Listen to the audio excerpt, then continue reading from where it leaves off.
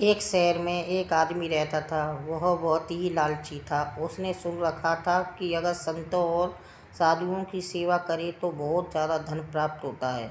यह सोचकर उसने साधु संतों की सेवा करनी प्रारंभ कर दी। एक बार उसके घर बड़े ही चमत्कारी संत आए।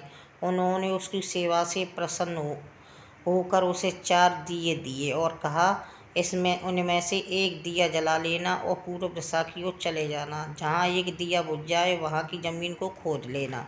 वहाँ तुम्हें काफ़ी धन मिल जाएगा। अगर फिर तुम्हें धन की आवश्यकता पड़े तो दूसरा दिया जला लेना और पश्चिम दिशा की ओर चले जाना। जहाँ यह दिया बुझ जाए वहाँ की ज़मीन खोद लेना। तुम्हें मनचाही माया मिलेगी। फिर भी संतुष्टि ना हो तो तीसरा दिया जला लेना और दक्षिण दिशा की ओर चले जाना। उसी प्रकार दिया बुझने पर जब तुम वहाँ की ज़मीन खोदोगे तो तुम्हें बेअंत धन प्राप्त होगा। तब तुम्हारे पास केवल एक दिया बच जाएगा और एक ही दिशा रह जाएगी। तुमने यह दिया ना ही जलाना है और ना ही इसे उत्तर दिशा की ओर ले जाना है। यह कहकर संत चले गए। लालची आदमी उसी वक्त अपना पहला दिया जलाकर पूर्व दिशा की ओर चला गया। दूर जंगल में जाकर दिया बुझ गया। उस आदमी ने उस जगह को खोदा तो उसे पैसों से भरी एक गागर मिली। वह बहुत खुश हुआ। उसने सोचा कि इस गागर को फिलहाल यहीं रहने देता हूँ, फिर कभी ले जाऊँगा। पहले मुझे जल्दी ही पश्चिम दिशा वाला धन ले लेना चाहिए। यह सोचकर उसने दूसरे दिन दूसरा दिया जलाया और पश्चिम दिशा की ओर चल पड़ा। दूर एक उजाड़ स्थान पर जाकर दिया बुझ गया। वहाँ उस आदमी ने जमीन खोदी तो उसे सोने की मोहरों से भरा एक घड़ा मिला। उसने घड़े को भी यही सोचकर वहीं रहने दिया कि पहले दक्षिण दिशा में जाकर देख लेना चाहिए। जल्दी से जल्दी ज़्यादा से ज़्यादा धन प्राप्त करने के लिए वह बेचैन हो गया। अगले दिन वह दक्षिण दिशा की ओर चल पड़ा। दिया एक मैदान में जाकर बुझ गया। उसने वहाँ की ज़मीन खोदी तो उसे हीरे मोतियों से भरी 2 पेटियाँ मिली। वह आदमी अब बहुत खुश था। तब वह सोचने लगा, अगर इन तीनों दिशाओं में इतना धन पड़ा है तो चौथी दिशा में इनसे भी ज़्यादा धन होगा। फिर उसके मन में ख्याल आया कि संत ने उसे चौथी दिशा की ओर जाने के लिए मना किया था। दूसरे ही फल उसके मन में कहा कि हो सकता है उत्तर दिशा की दौलत संत अपने लिए रखना चाहते हैं। मुझे जल्दी से जल्दी उस पर भी कब्जा कर लेना चाहिए। ज़्यादा से ज़्यादा धन प्राप्त करने की लालच ने उसे संतों के वचनों को दोबारा सोचने ही नहीं दिया। अगले दिन उसने चौथा दिया जलाया और जल्दी जल्दी उत्तर दिशा की ओर चल पड़ा।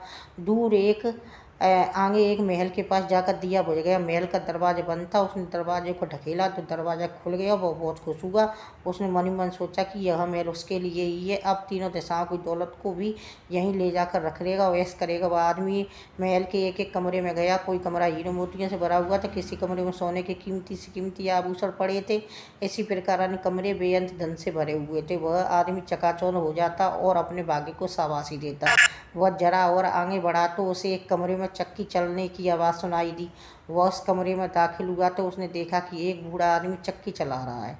लालची आदमी ने बूढ़े से कहा कि तू यहाँ कैसे पहुँचा? बूढ़े ने कहा, ऐसा कर, यह जरा चक्की चला, मैं सांस लेकर तुझे बताता हूँ। लालची आदमी ने चक्की चलानी प्रारंभ कर दी। बूढ़ा चक्की से हट जाने पर ऊँची ऊँची आवाज़ हंसने लगा। लालची आदमी उसकी ओर हैरानी से देखने लगा। वह चक्की बंद ही करने वाला था कि बूढ़े ने खबरदार करते हुए कहा, ना, चक्की चलानी बंद मत करना।